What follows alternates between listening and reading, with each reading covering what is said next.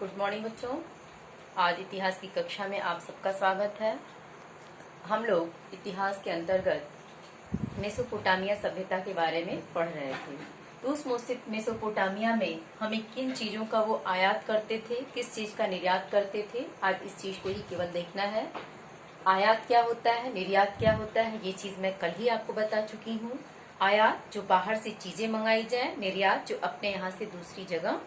आयात क्या है, जो बाहर से मंगाई जाए, निर्यात जो अपने यहाँ से भेजी जाए। तो अब हम लोग देखते हैं कि मेसोपोटामिया में आयात निर्यात की स्थिति क्या थी।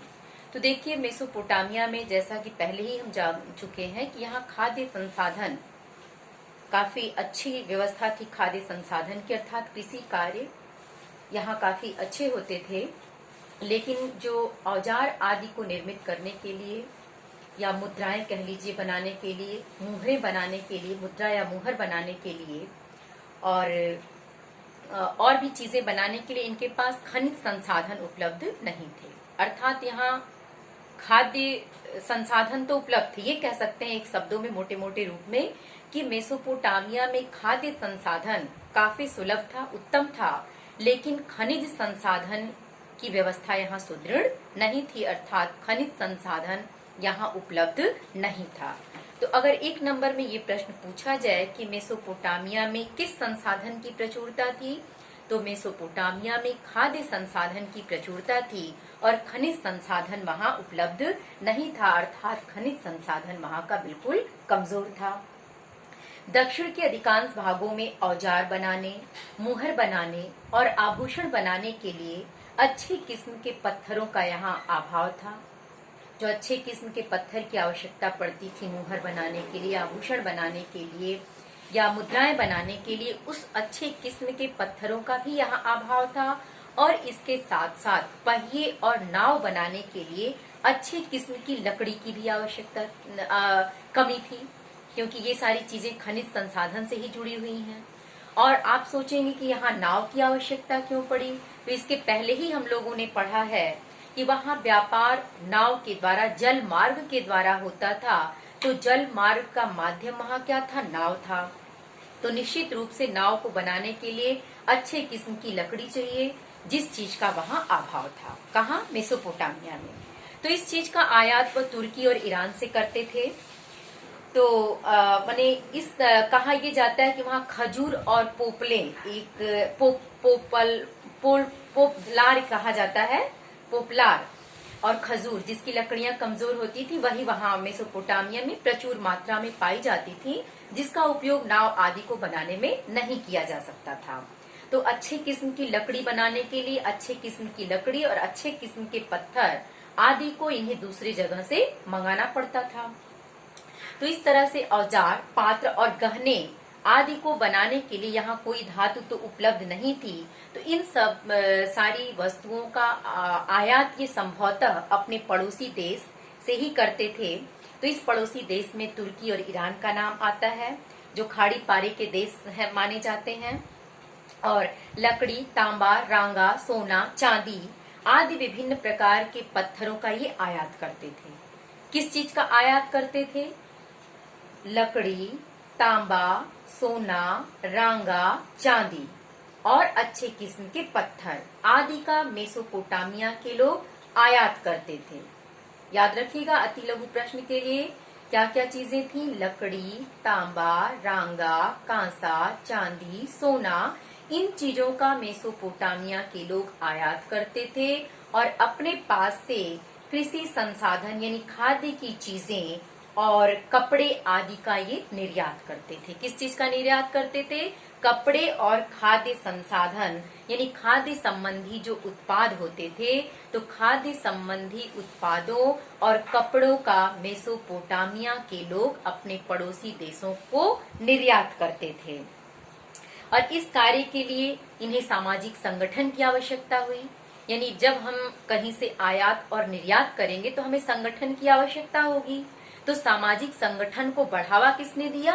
व्यापारिक क्रिया ने। अगर ये कहा जाए कि सामाजिक संगठन को मेसोपोटामिया में बढ़ावा किसने दिया, तो मेसोपोटामिया में सामाजिक संगठन को बढ़ावा मेसोपोटामिया की व्यापारिक व्यवस्था ने दिया, क्योंकि जब हम कभी किसी देश से व्यापार करेंगे, आयात निर्यात करेंगे, तो उसके लिए हमें सामाजिक संगठन की आवश्यकता पड़ेगी।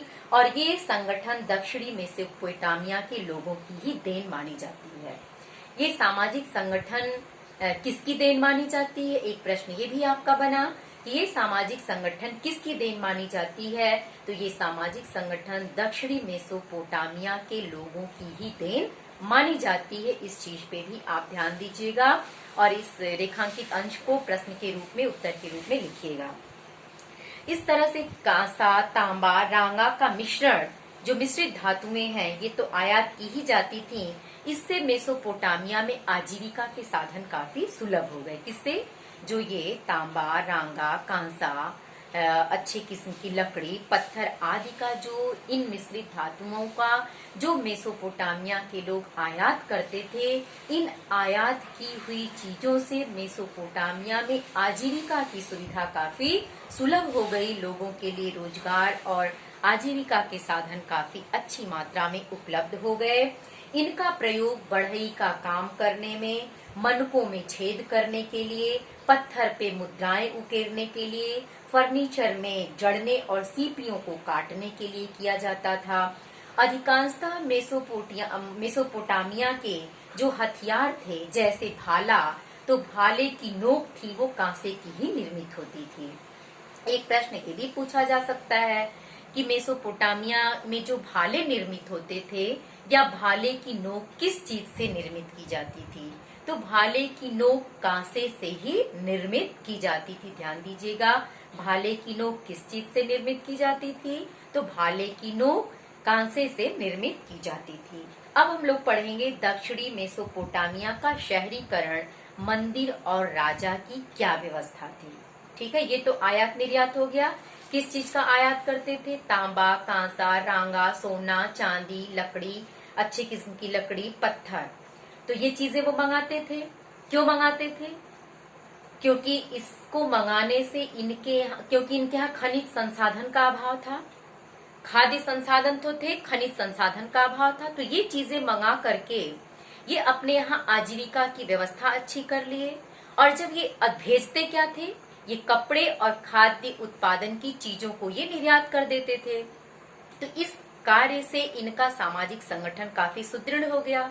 और इस सामाजिक संगठन में योगदान किसका था? दक्षिणी मेसोपोटामिया के लोगों का ही योगदान माना जाता है। और इस आयात की हुई चीजों से इनकी आजीविका की सुविधा, माने आजीविका का साधन काफी अच्छा हो गया। और ये जैसे औजार आदि को बनाने के लिए इन चीजों का, इन मुद्राओं का, इन धातुओं का, खनिज धातुओं का उपयोग करते थे। ठीक, तो ये तो हो गया आयात और निर्यात की चीजें। अब हम लोग देखेंगे मेसोपोटामिया में जो शहरीकरण था, मंदिर और राजा की क्या व्यवस्था थी। तो मेसोपोटामिया के दक्षिणी भाग में लगभग 5000 ईसा पूर्व के आसपास बस्तियों का निर्माण हो चुका था। कब? लगभग 5000 ईसा पूर्व में मेसोपोटामिया के दक्षिणी भाग में, किस भाग में? दक्षिणी भाग में बस्तियों का निर्माण हो चुका था। और कुछ समय पश्चात इन बस्तियों ने प्राचीन शहरों का रूप धारण कर लिया। यानी जो 5000 ईसा पूर्व में दक्षिणी मेसोपोटामिया में बस्तियां बनाई गईं, उन बस्तियों ने कुछ समय के पश्चात प्राचीन शहरों का रूप धारण कर लिया। तो ये मंदिरों के चारों ओर विकसित हुई। जो बस्तियां थीं, जो प्राचीन शहरों के नाम से जानी गईं, ये मंदिरों के चारों ओर विकसित हुई, व्यापारिक केंद्र के रूप में विकसित हुई और शाही शहर के रूप में विकसित हुई। यानी ये बस्तियां किन किन रूपों में विकसित हुई? 3 रूप में। एक मंदिरों के चारों ओर, दूसरा शाही शहर के रूप में, और तीसरा व्यापारिक केंद्र के रूप में। ये बस्तियां 3 रूपों में विकसित हुई। अब देखिए मंदिरों का विकास कैसे हुआ। तो मेसोपोटामिया में उन स्थानों पर आकर बसने वाले लोगों ने, यानी जो मेसोपोटामिया में बाहर से आकर लोग बसे थे, उन लोगों ने क्या किया? गांव के कुछ चुने हुए स्थान पर, यानी गांव के जो कुछ चुने हुए स्थान थे, वहां पे इन्होंने मंदिरों का पुनर्निर्माण शुरू कर दिया। कौन? जो बाहर से मेसोपोटामिया में लोग आए, उन लोगों ने गांव में कुछ चुने हुए स्थान होते थे, उन चुने हुए स्थानों पर इन्होंने मंदिरों का पुनर्निर्माण कार्य शुरू कर दिया। पहले यहाँ देवालय कच्ची ईंटों के बने होते थे। इनके आने से पूर्व मेसोपोटामिया में जो देवालय होते थे, देवधन आलय, आलय माने घर, देव माने देवता, तो जो देवताओं का घर होता था पहले, वो देवालय कच्ची ईंटों के बने होते थे, जिनमें विभिन्न देवी देवताओं का निवास स्थल माना जाता था या वहां उनका निवास स्थल विद्यमान होता था। साथ ही इसमें चंद्र देवता अर्थात उर, चंद्र देवता को उर के नाम से जानते थे। इस देवालय में चंद्र देवता अर्थात उर प्रेम एवं युद्ध की देवी जिन्हें इन्नाना कहा जाता था। देखिए, ये प्रश्न भी पूछा जा सकता है कि उन देवालयों में किसकी पूजा होती थी, तो प्रेम और युद्ध की देवी उनको इन्नाना कहा जाता था। क्या कहा जाता था? ये शब्द देखिएगा, इन्नाना, ये प्रेम और युद्ध की देवी होती थी। ये इन्नाना क्या है? प्रेम और युद्ध की देवी। तो उन देवालयों में इनका निवास माना जाता था और इसके साथ ही इसमें चंद्र देवता अर्थात उर का भी निवास था, इस देवता का। तो इन मंदिर के चारों ओर क्या होता था, ये भी ध्यान दीजिए। इन मंदिर के चारों ओर कमरे बनाए जाते थे जो साधारण घरों के समान ही होते थे। मंदिरों के चारों ओर क्या बनते थे? कमरे, और ये कमरे साधारण घरों के समान ही प्रतीत होते थे, क्योंकि मंदिर भी किसी देवता का घर के समान ही माना जाता था।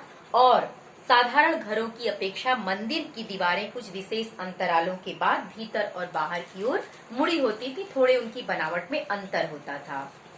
और इसके साथ साथ मंदिरों में देवी देवताओं को अन्न, दही, मछली आदि को चढ़ाए जाने का भी साक्ष्य मिलता है। क्या चढ़ाया जाता था? अन्न, दही और मछली चढ़ाया जाता था। इन आराध्य देवताओं को सैद्धांतिक स्तर पर खेतों, मत्स्य और पशुधन का स्वामी भी माना जाता था। यहाँ पर ऊनी कपड़ों को बुनने जैसे कार्य भी कभी कभी संपन्न होते थे। अनाज पीसना, काटना, ऊनी कपड़ों को बुनना आदि कार्य भी किए जाते थे। धीरे धीरे मंदिरों के नए स्तर में व्यापारियों की सहायता से शहरी संस्था के रूप इसने ले लिया। यानी जो व्यापारिक थे, वो व्यापारियों ने भी इस मंदिरों को अपनी सहायता देनी शुरू कर दी। तो उनकी सहायता से मंदिरों का रूप थोड़ा और अच्छा हो गया और ये शहरी संस्था के रूप में विकसित हो गई।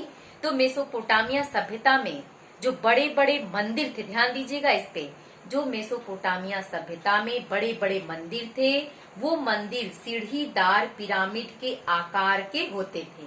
कैसे होते थे? सीढ़ीदार पिरामिड के आकार के होते थे, जिनकी ऊंची सीढ़ियों से मंदिर तक पहुंचा जाता था। इस पे ध्यान दीजिएगा कि मेसोपोटामियाई सभ्यता में बड़े बड़े मंदिर जो सीढ़ीदार पिरामिड के रूप में होते थे तथा जिनकी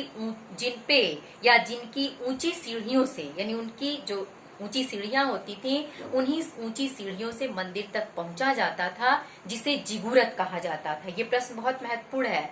जिगुरत किसे कहते हैं? ये प्रश्न आएगा कि जिगुरत किसे कहते हैं। तो मेसोपोटामिया सभ्यता में बड़े बड़े मंदिर जो सीढ़ीदार पिरामिड के रूप में होते थे तथा जिनकी ऊंची सीढ़ियों के द्वारा ही मंदिरों तक पहुंचा जाता था, उन्हें ही जिगुरत कहा जाता था। तो इस प्रश्न का उत्तर आप जरूर लिखेंगी और जितने छोटे छोटे प्रश्न बीच में बताए गए हैं उनको प्रश्न के रूप में लिखिएगा, उत्तर भी लिखिएगा। Thank you.